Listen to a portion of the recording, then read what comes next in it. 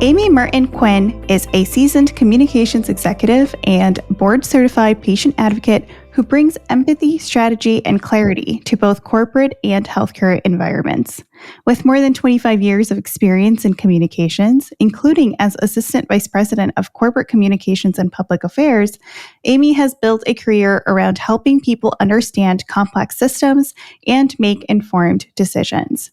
Her pivot into patient advocacy was inspired by personal experience, navigating breast cancer, supporting her daughter's mental health journey, guiding her father through Parkinson's disease, and helping her mother manage heart disease. These experiences deepened her passion for helping others through the emotional and logistical challenges of the healthcare system. Amy now uses her communication expertise to empower patients and families, translating medical jargon, streamlining insurance and billing issues, and ensuring people feel confident and heard in their healthcare decisions. Her work centers on making care more accessible, less overwhelming, and deeply human. She holds an MBA from the University of Georgia and a BA from St. Joseph's University. Amy lives in Atlanta with her husband and youngest daughter, while her two older daughters attend college. A former collegiate track champion, she still finds joy in chasing personal bests. Amy, welcome to the show. Thank you so much for joining me today. Thank you for having me. I'm excited to be here. What a journey you've been on. Oof. Indeed. It's been a very interesting 20 yees. You know, thankfully, there's been more good than bad. But,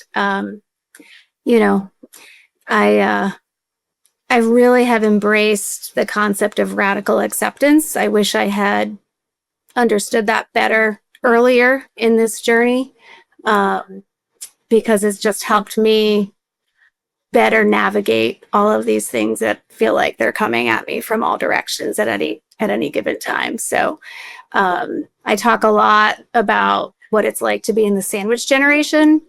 And as my bio noted, right, I've been helping my parent. I have helped my parents. Unfortunately, I lost my mom last February. But helping my parents, my youngest daughter had pretty significant mental health challenges, navigating that. And then, of course, my own health issues related to breast cancer. So I'm 8 weeks post my 5th surgery in 7 years. Oh my goodness. And you're still showing up with a smile on your face. And I know we're going to talk a lot about, your whole perspective on radical acceptance. But we're also here to talk about that sandwich generation that we don't talk enough about, right? Especially as we see a population that is living longer in illness, not in wellness, right? And so they need help and support. And, they're still young children because we're having kids later. So exactly. It's both ends of the spectrum, right? It's not like, okay, you're 40 years old, your kids are 20 or teen, they can take care of themselves and your parents are still relatively okay, but they might need help, but you're not also caring for young kids. Now it's like, okay, you're 40, but you probably have a 10-year-old or younger, and you also have parents in their 70s who need help, and it becomes, a lot more difficult to manage. And usually we're at the height of our careers in your 40s. Well, and for women, we are in the range of menopause, which is also not talked about enough and wreaks havoc on all of the systems in your body. So, yeah, I have someone coming in to speak on that a little later. But yes, absolutely. There's just so much that gets thrown at us at this, the decade of 40s. It's like one thing after another, I think, that probably gets thrown at you. So you've been caring for, you cared for both of your parents at one point while raising your daughters, one of whom faced, like you mentioned, significant mental health challenges. Can you share what a typical day or season in that chapter of life looked like? Or maybe a typical week, because sometimes it's not all in a day. Yeah. Well, what I want you to know too, though, is that my mother's health challenges were quite lengthy over a couple of decades. My father was in perfect health until after she passed away. and he's just declined significantly since then. So that's been doubly hard, right? But so the another element of caring for my parents is that I don't live in the same town as them. I live in Atlanta, Georgia. I'm from Newport, Rhode Island. And so caring for them from a distance. There are huge advantages that we have today that perhaps we didn't have, well, we know we didn't have 30 years ago. I'm able to join many of that doctor's appointments over the phone or via, video teleconference. But there has also been times when I've had to jump on a plane and come up in an emergency situation. Let me back up a little bit. So I was working full-time in corporate communications. I worked for a company for almost just shy of 20 years. And I was very lucky because the company I worked for was extremely family oriented and very supportive. And I also could do my job, not fully present, but I could do my job if I had to travel. But I do have 3 girls, and raising them has been the greatest joy of my life, but it's also the hardest job you'll ever have. My youngest daughter, pretty early on, when she was about 3 or 4 years old, she started presenting with separation anxiety, blood curdling screaming when we try to leave her at daycare, peeling her out of the car going to school. So she started in therapy in 2nd grade. And my older 2 daughters also have anxiety as well. And so we weren't unfamiliar with the benefits of therapy. So my youngest daughter, we were navigating all of that, she handling it fairly well, relatively speaking. And then came middle school. And then came the increasing challenges with my mother's health. So she had a pretty significant stroke in 2019. So I was diagnosed with breast cancer in 2018. And then my mom had her stroke, the first stroke in 2019. And my youngest is in middle school, high anxiety, not feeling very supported in the middle school, right? Just a significant combination of challenges. With respect to my daughter, we were continuing with therapy, increased the frequency to once a week, trying to show her, how much support she did have at home, and then trying to be there for my mom as much as I could. Throw the pandemic in the middle of that. Didn't get to see my parents for quite a while. And so I think it's probably best to just wrap up this portion of this experience by saying I definitely felt like I was, and you can't see it here, but I was Gumby. I was being pulled in 2 directions, right? Getting the call that my mother's in the hospital with a stroke. I need to jump on a plane to get there. And, my youngest daughter is having significant challenges in middle school. It doesn't end. The unfortunate thing is, there was no solve to either one of those situations. I mean, in the end, my mother passed away, and I'm still terribly grieving that loss. And my youngest daughter also took that extremely hard. I still grieve for my mother, so that I may not be caring for her, but now I'm navigating that grief.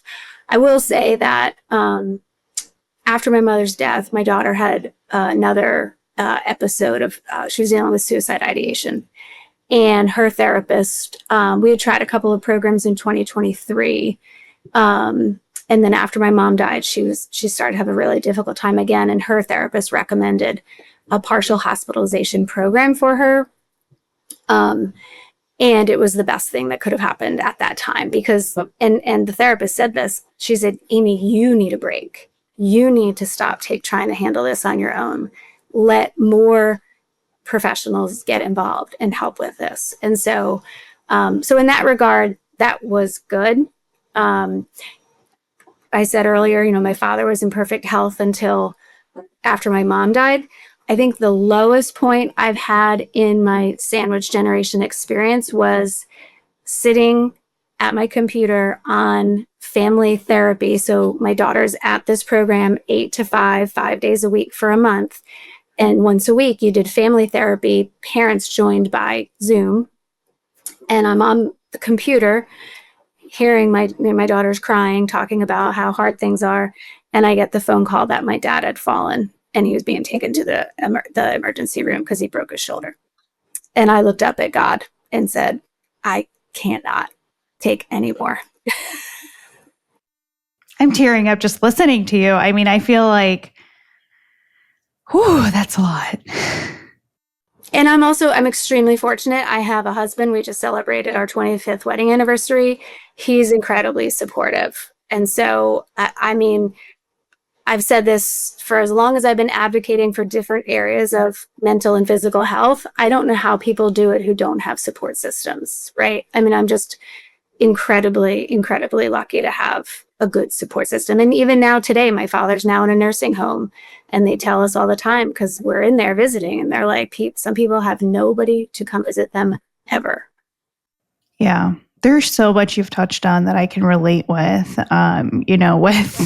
so my parents live 900 miles away, and they're getting older, and my grandma is older too. She lives with them. And, like I tell people all the time, like last year I had to fly home 5 times because something happened, right? During the pandemic, I didn't see them for 18 months. I mean, I feel that, Right. And so it's things like that. And like, I'm fortunate that I didn't have kids at that time. I don't have kids right now. And I have that ability and flexibility to jump on a plane and, go do that. I can't imagine how much harder that is with not just 3 children, but then children who need you, right? Like supportively. And that's just a lot. So kudos to you for getting through that. And kudos to that therapist for telling you to take a break. This is something that, I talk a lot about with the caregivers I speak with. And it's really about, okay, how can we find you support and resources and systems that will give you a break, right? And taking a break does not mean that you're a bad caregiver. It does not mean, if you're feeling better, if you're better supported, you will take better care of this person, right? Whether it's a kid or whether it's an adult, right? You can't fill from an empty cup, right? We say this all the time. And that applies on both ends, and so, yeah. What I would tell you about that is, so I actually, when I had my first daughter in 2003, I had pretty severe postpartum OCD. So very like focused on her care, right? And people told me then, if you're on a plane, you put the oxygen on the mother first, you've got to be able to serve yourself. And it didn't stick. That didn't take at all. How, nearly 20 years later, I was diagnosed with breast cancer, and I don't know what it was, but I definitely, people said, you need to allow people to help you. You need to allow people to help you. And my friend set up a meal train.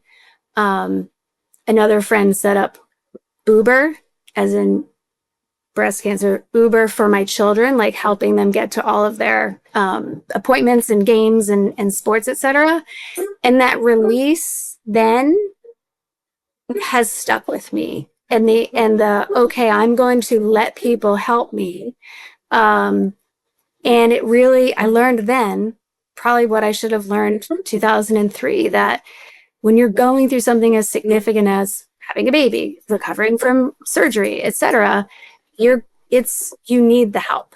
And so to that end, I've learned that I definitely need to just, let other people fill my cup when I'm not able to fill it for myself. I love that. Having a good community around you makes or breaks your entire experiences. So I'm so glad that they created the Boober, the meal train. I know, wasn't that funny? I love that. Another great point with that, and I mention it because specifically you mentioned not realizing that until you got sick, is what happens if something happens to you, right? And when you're the primary caregiver and you are taking the ownership and handling, everything without letting anybody else help you, what happens when something happens to you? Right. And I think there's this idea of you're immortal, that you're nothing's going to happen to you and you can just keep going. Right. And that's not true. Well, and so as I mentioned, I just coming off of like I said, my fifth surgery since 2018. I had a mass on my ovaries, and so I had to go in and get them both taken out.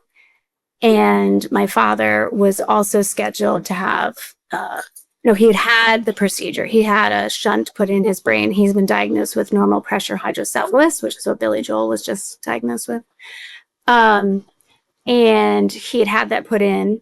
And then the day before I was having my surgery, I got a phone call and he had a brain bleed and they had to rush him to the hospital 45 minutes away. And then I couldn't do anything about it, right? I was literally showing up to my hospital the next day at 5:00 in the morning. And so you said, what happens when you're not available?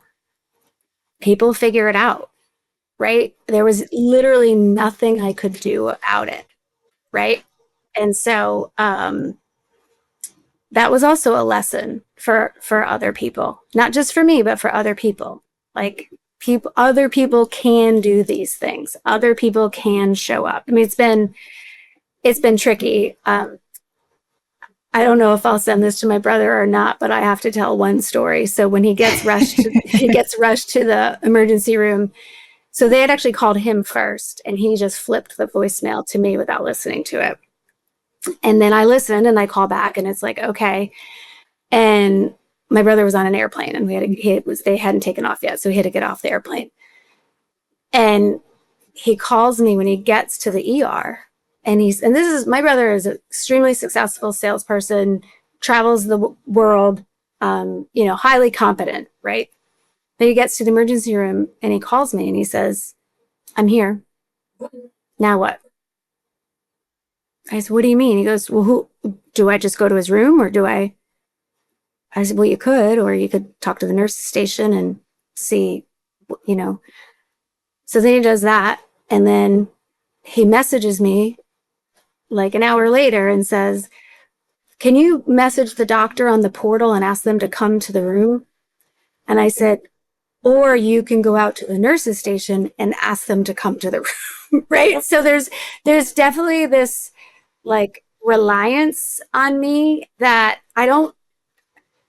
perhaps I created it. I don't know, but that was ironic to me that a highly capable, perfect business executive didn't know how to function in the hospital. And to the point about what I talked about in my bio, patient advocacy, that it is overwhelming for people. So, but as it relates to me and my personal journey, I had to not be involved and see what happens when I'm not around. I want to tell you that you are not alone in that experience. We have, within our space, there's a lot of like memes and reels that you see where people they kind of act out like an adult daughter bringing her mom to the hospital or a doctor's appointment versus an adult son, and how like the daughter comes in with a binder with all the information and all the medications and like knows everything, and then the son comes in and he's on his phone, he doesn't know a single thing, he didn't even bring anything. And I think part of it is cultural, right? Part of it is how men are raised. Part of it is, and I say this not lightly, but weaponized incompetence. Like, if you can be that successful, you can figure it out, right? Like, so why you're like choosing not to? And there's a big. There's also big something thing that my friends who are in the same boat, females, daughters who notice, and this has happened with my dad, and I don't want us to get way too off track, but always asking for my brother. Is he coming today? Is he coming today? It's like, is it not enough that I'm here? And it's a pattern. Like, it's literally in talking to several friends who are dealing with this. There's something about these fathers they're noting that the sons are not as present. But Yeah. Yeah, for interesting. sure. So I want to focus a little bit more on you before we jump into some of the other stuff we talked about. You received this breast cancer diagnosis in the middle of all this other stuff that was going on, right? Your mom was already sick or battling certain things. Your dad was still okay, but you had daughters who needed help and support, especially your youngest one. What helped you specifically get through your breast cancer experience while still showing up for everyone else around you, even with all those supports in place? You showed up, right? And so what was that like? How did you do that? Sure. Well, first I want to tell you that I never in a million years thought I'd get breast cancer, which the reality is statistically and scientifically, it was all there. So I actually had my first lumpectomy at 22. I had a very large, benign lump. I didn't have health care for the job that I was working in right out of college. So I ignored this lump, and I regret that.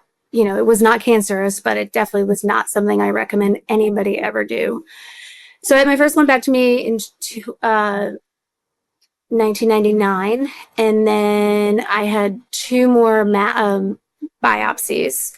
My mother had breast cancer in 1996, and so I always assumed that because I was healthy and athletic and that I took care of myself in a way that our mothers weren't raised or known how to do that. My mom started smoking at age 14. I thought, nope, I'm not going to get breast cancer. My mother's breast cancer was because of her, lack of focus on her health in her early years. Well, the reality is I got it earlier than my mother did, and it was bigger. Right. And so, as my oncologist says, because I did the genetic testing, I'm not positive there's actually now 13 genes related to breast cancer, not just the two. And my oncologist says they just haven't found the genetic connection for you yet. Right. So it was there. So I will tell you that when I was first diagnosed, I was angry. This was not part of the plan. I did not anticipate this. I had just gotten a big promotion at work. I was thriving in my new job. And whew, and the words from the doctor were, I'm afraid we do have something going on. Right. So what got me through was a meditation practice, primarily focused on, my Catholic faith of saying Hail Marys, like repeatedly. But then the second thing was my village. We had a cooler on the porch, and people were just dropping off food, dropping off treats, drinks, etc. My youngest daughter, she actually made bracelets, like the pink. She was making these like pink elastic bracelets, and there was a jar on them on the table on the porch, and everyone who came by picked them up and was wearing them, and people were taking pictures of them and sending them.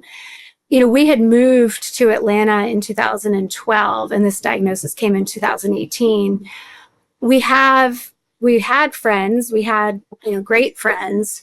I remember in particular, a mom signed up to make us a meal whose child was in my daughter's third grade class. I didn't know who she was because unfortunately, I was working all the time, traveling. I didn't know who she was, and she was willing to make a meal for me, right? That kindness, that level of support. Oftentimes, if say my husband was taking my one daughter to a soccer game, he had people come and sit with me, and I got to the point where I didn't need that level of help, but people were like, no, we want to come bring you muffins and coffee and just talk. And so that absolutely, I couldn't believe it. And I don't know if it's a product of where we live or what, but, that absolutely carried me because we didn't have family. My mom did come down. My mom came for my surgery and stayed for 2 weeks And then she left, and then she and my dad came back for Christmas. In the meantime, my mother-in-law had come down, but I didn't have family. And this just huge squad of people showed up. Yeah. And that's where you live matters, right? Yes. And the community aspect of it, and who's available, who shows up, and how willing they are to show up. I mean, that's beautiful. Yeah. So you lost your mother in February. For those of you listening in, it's currently July of 2025. So you lost your mother in February while you were still in the middle of, caregiving, because you're still caring for your youngest daughter, right? You're parenting, you're healing from your own diagnosis. I know you mentioned you just had surgery and you're still going through the appointments. How have you navigated, you touched on this earlier, but the grieving when you don't really have the time or the space to process it because you have all these other obligations? And I guess I forgot to ask, are you still working? Like, is that still at the height of the list, right? Because I mean, it's a lot. Yeah, no, I had the opportunity to take a package from the company I worked for at the end of last year, and combination of a lot of things. Most that, at the time I said I was doing it for my career, but I did not realize that, I'd end up having to, my father went to the hospital September 26th of 2024 and has never come home. He's went hospital, rehab, assisted living, and now he's in a nursing home.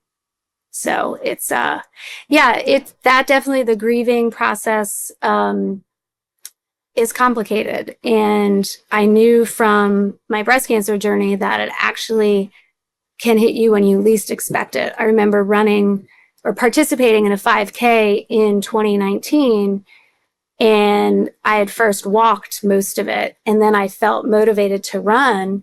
And so I said, I'm going to run. My husband said, okay. And the little one had like gone out so fast that she was barely able to finish. Right. And I remember coming through the finish line, and the road was on the same road where I'd walked my daughter to school before going to my oncologist appointment that year prior. And people were cheering, and they were saying my name. They were saying everyone's names over the announcements. And I just broke down in tears. And like, I caught the eye of one of my friend's husbands, so that was grief related to my breast cancer journey. Right. So I've kind of known that, it's not linear, and it's not going to happen when you want it necessarily. So fast forward coincidentally to yesterday. So I'm here in my childhood home. We've actually just purchased it, and we're cleaning it out. And to say that our parents' generation saved things is true. And so I've found a lot of things, my bassinet from when I was 6 months old. But I was going through a lot of different things related to papers and things that my mother had kept. And I started looking at the book from when we'd had the funeral. We had a book where people could write a message or a memory.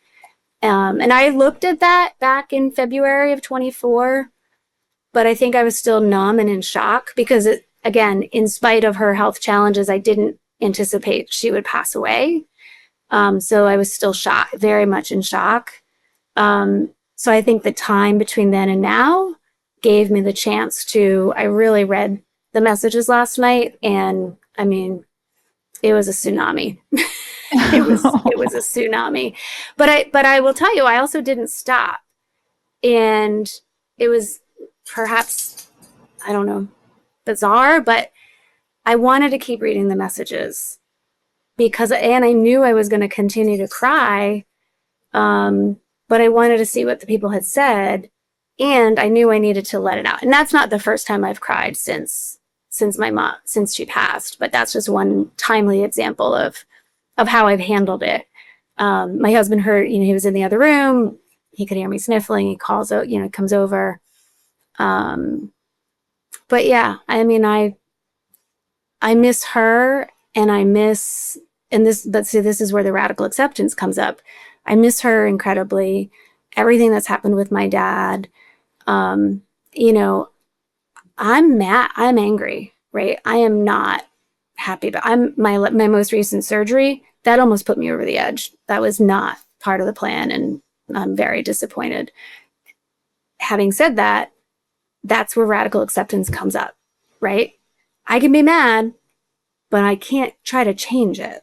And that's where I think that's where women in our age group, this is where I think a lot of the stress comes from, is that you're trying to change it, or you let the dissatisfaction with what's happening really affect you and get in your way from, I don't have to like it, but this is where we are. And, it's coming full circle. I kind of heard about radical acceptance for many years, but it was at the PHP program my daughter went to. So her program was focused on DBT, dialectical behavior therapy, and radical acceptance is a key skill. And that's where I really dove in and thought, this is what I need to be doing. This is, because the resentment and the anger, it doesn't help you make any progress. No, it gives it lets it hold power over you, right? Instead of giving you the power to get through it. So let's dive into that, right? Let's talk about the phrase radical acceptance. Let's talk about, what does that mean to you? How did it come into play during some of your most recently overwhelming moments? Talk us through that. I know you said you learned about it in the PHP program, and then how did you start utilizing it, or how did you wrap your head around how you can use that? Yeah, so it was definitely when my daughter went to her first treatment program for her anxiety and depression. She really didn't want to be there. And quite frankly, in hindsight, it wasn't a great fit, and I wish I had kind of paid better attention to that. Having said that, we had worked so hard to try to find her a program that when this one was open, price was reasonable, etc., that's where we were going. And I remember one day she was leaving and she was kind of giving the person in charge of the group that day sass. And the lady, the woman looks at her and is like, "You don't have to like being here, but you're going to be here. That's what radical acceptance is." And she's like, I don't like radical acceptance, etc. And so that was what I thought. That's where I really started to employ it, was in encouraging her to continue the program. And then as you're using that skill, among other skills, the DBT, we as a family have adopted DBT, even though only one has officially gone through the training. We have just employed it across the board in terms of whether it's my oldest didn't get the dorm assignment that she wanted, her sophomore year. My middle had other social challenges, like how, and so we incorporated that as part of how we navigated many different challenges with our family. And so it wasn't a conscious effort for me as it relates to my caring for my father. I think for my mom, unfortunately, because, with the breast cancer back in 96 up through her passing in 24, for some reason, I didn't have anger issues related to her health problems. And probably because I was coming off of her death, what had happened to my father and his, his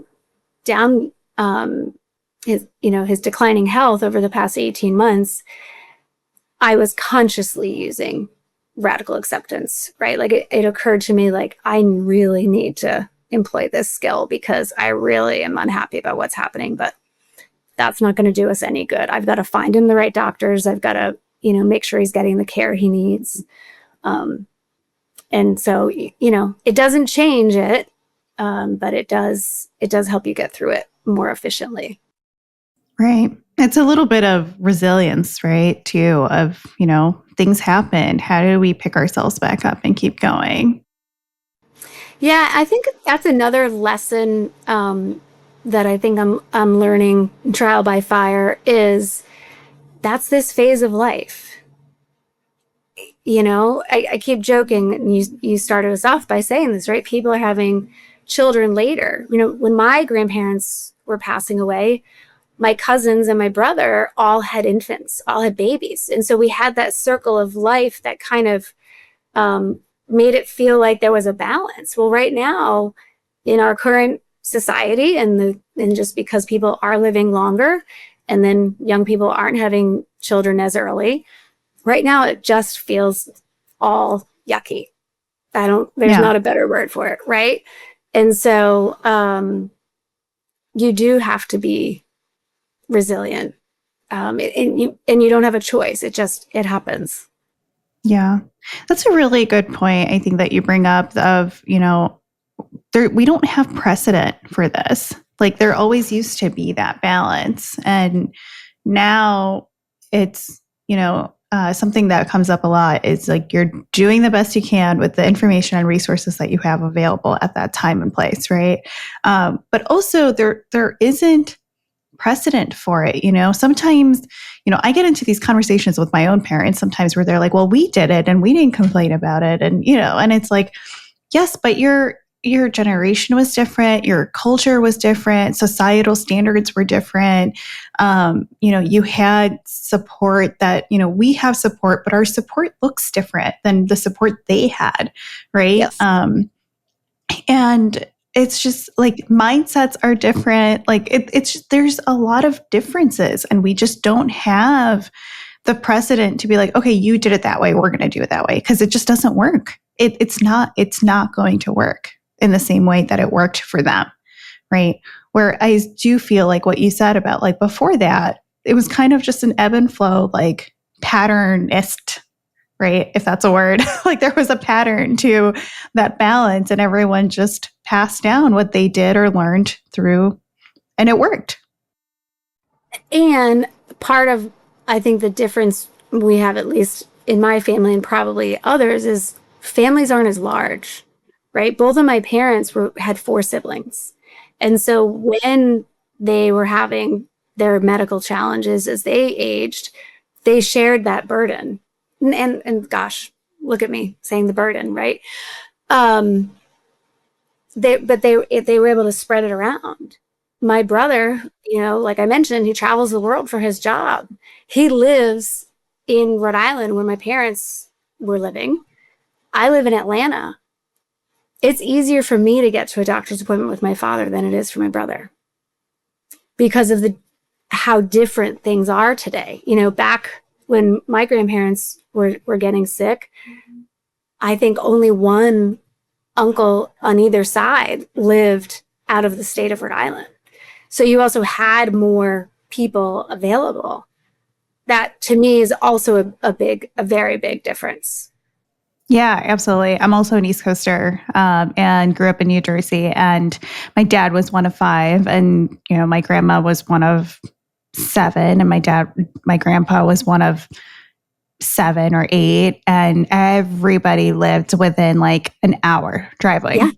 Yeah. And so, weekends, once a month, twice a month, I mean, you were constantly surrounded by 20 to 50 people. And it was just, okay, what's happening? What do you need? What's going on? And it was constant. And now, we're all spread out. I mean, we're states apart. We're, hundreds, thousands of miles apart. I always joke, like my best friends, like, everyone's going through their, journeys now. We all got married. Now everyone's having babies. And it's like, we're all spread out across the country. Like I'm in Chicago, we've got New Jersey, Florida, Hawaii. Like it is just everywhere. And it's like, you can't show up in the same way that you would hope to, because other factors keep you apart right now. And anyway, so bring that all back sort of, you used all these experiences, and after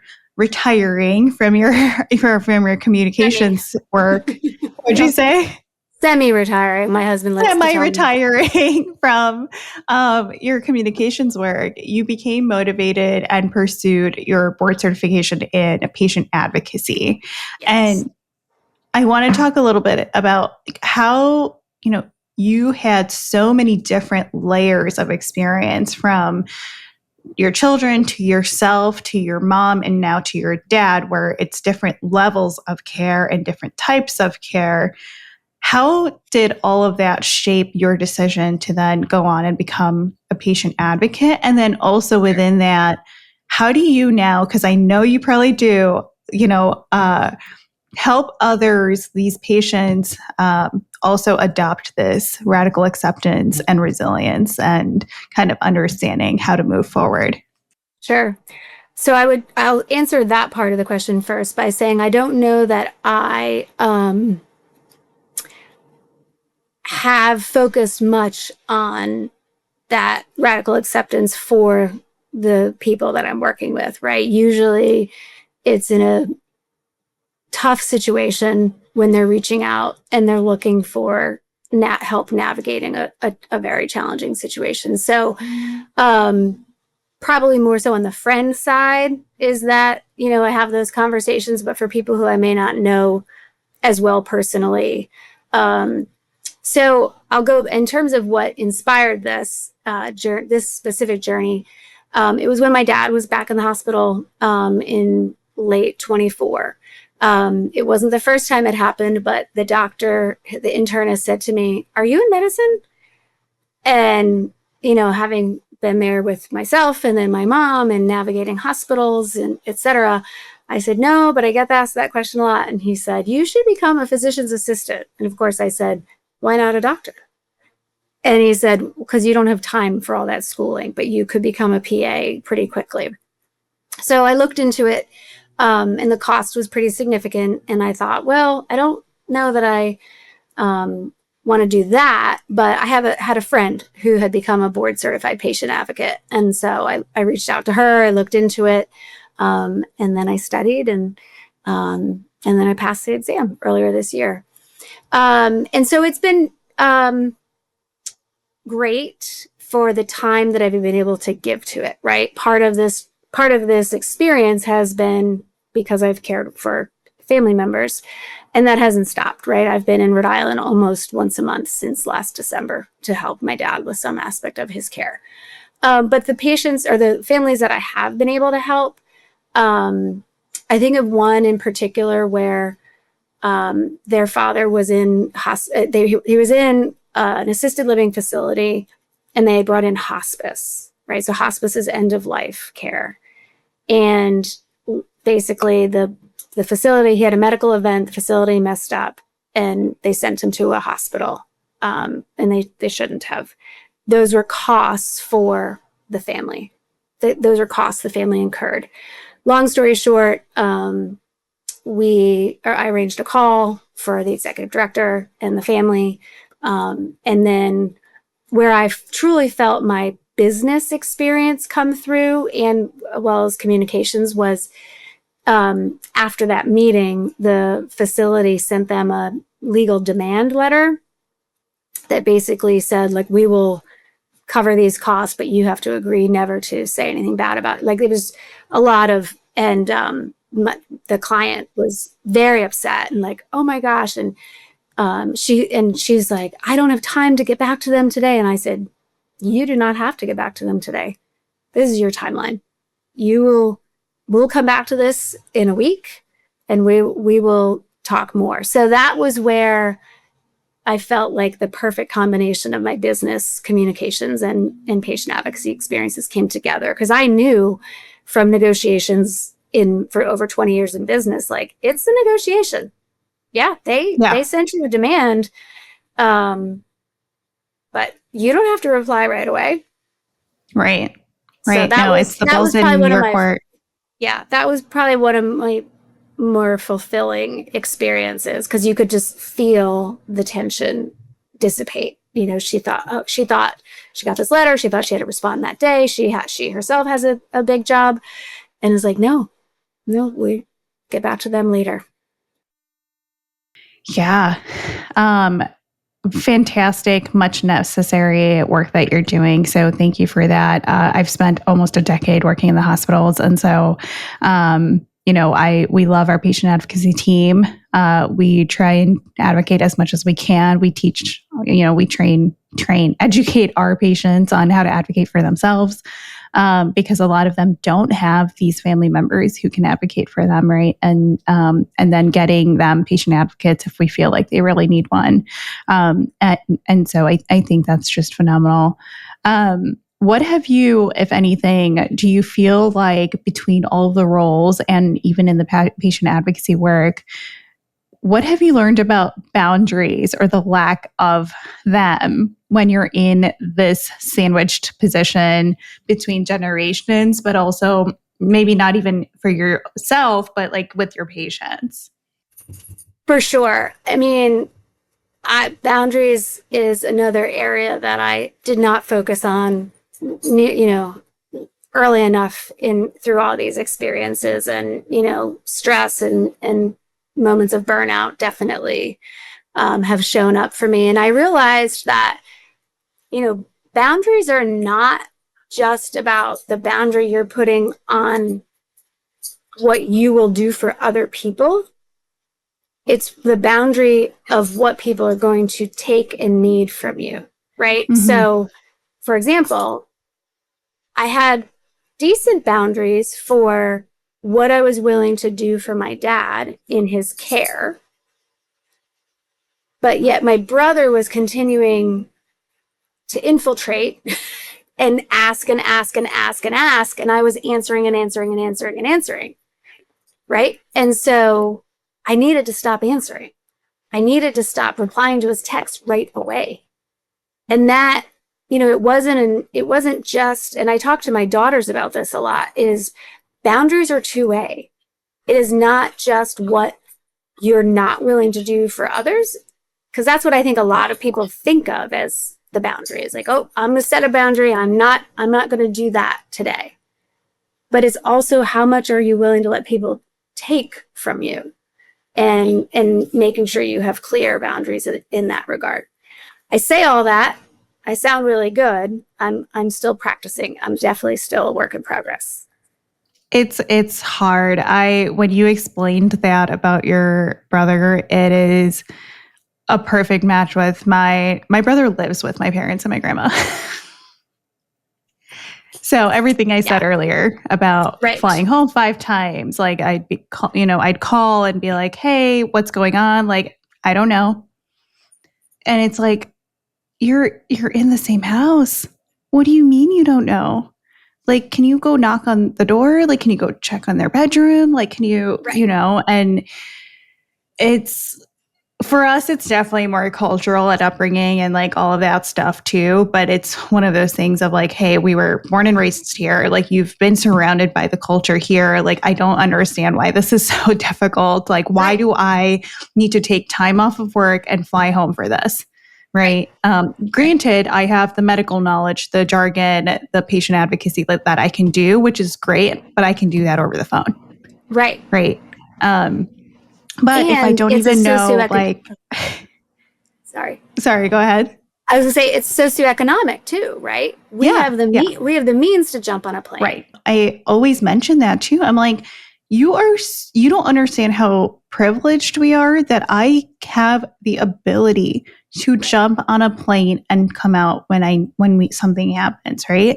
But can you imagine, like, if I had young kids, or if I had a full-time job where I couldn't get off, or, like these little things. But when you were saying that earlier about, just the dynamics between daughters and sons and how they show up for parents. And this is something that we talk about a lot culturally too.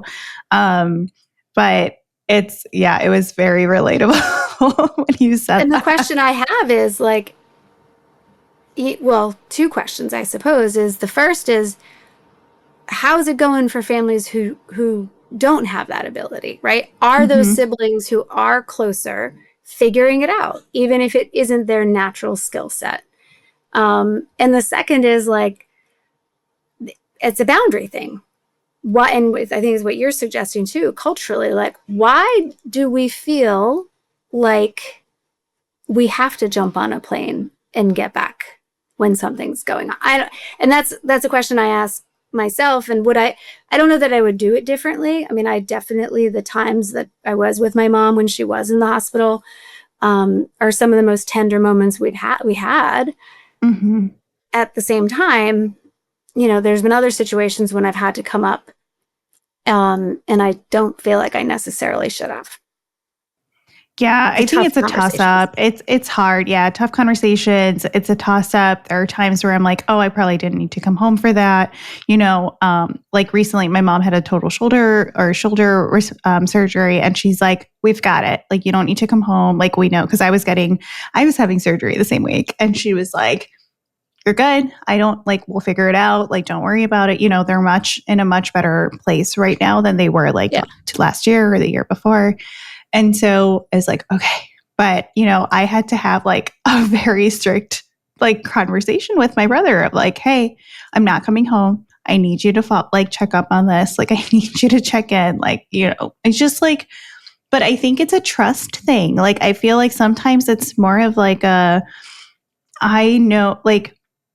it's a boundary thing, but also like letting it go, like letting your hold over it go a little bit and being like, I know that you might not do the job as well as I would want you to, but if you're getting it done, I need to let you do it. Yes. Right. And that's hard. And though a lot of what we are doing, there isn't a quality aspect of it, right? Just being at the hospital, right? Dad's terrified. He's got a brain bleed. What's happening? Like, just being there.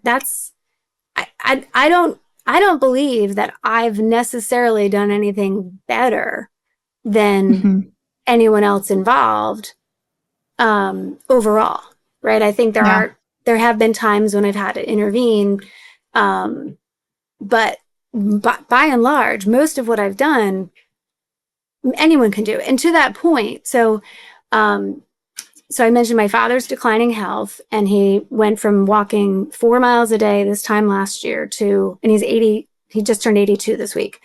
He was walking 4 miles a day this time last year. He's now in a wheelchair. So the normal pressure hydrocephalus plus Parkinson's, plus he got COVID, all of it, right? Just horrible.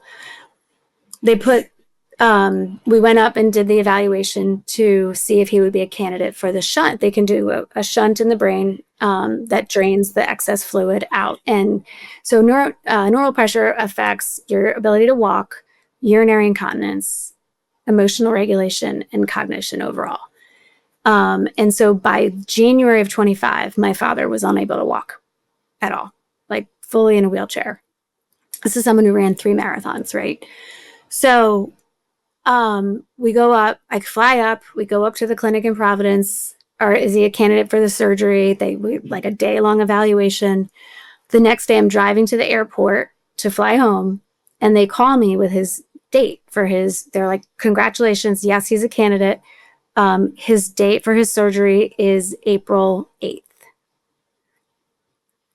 That was the week of spring break that I had booked a cruise for just me and my daughter. We had missed the prior 2 spring breaks. She did not, the 2 prior years, whatever we had planned for, and they weren't big. One was a college tour with our middle daughter.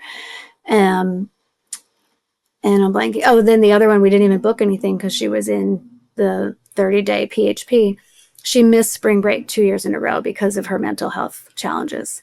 And so here I am, like, that I won't be able to be there. I can't come up for the surgery. Now, not for a minute did I think I should cancel. We were going with another mother and daughter. So for a moment I thought maybe my husband will go, but I'm like, well, that's weird because it's another mother and daughter. And my father was the one who said, do not come home. We've got this. And then one of my mother's best friends worked in nursing care for her career. And so she too said, you are absolutely not coming home. We've got this. But that was a moment of like, oh my gosh, and I will say, like, I do feel guilty that, I was there for the vast majority of Mom's major things. I wasn't there for his. But so on that note, though, so in terms of like, okay, brother, you've got to do this. I didn't think we had international cell service. So I told him he had to just like text me updates. So I was getting regular text updates. Well, lo and behold, I did have cell service because the morning after Dad's surgery, I wake up to what I think is an alarm, like a wake up alarm. And I look on my phone and it's my dad calling me. And he's crying because they got him he walked after the surgery. So that's a blessing and a curse, I guess. But it's like, oh, I don't have international cell service. Well, I actually did, which is great because I got to hear from my father. But I didn't tell anybody else that I had that. So I was able to keep that boundary up.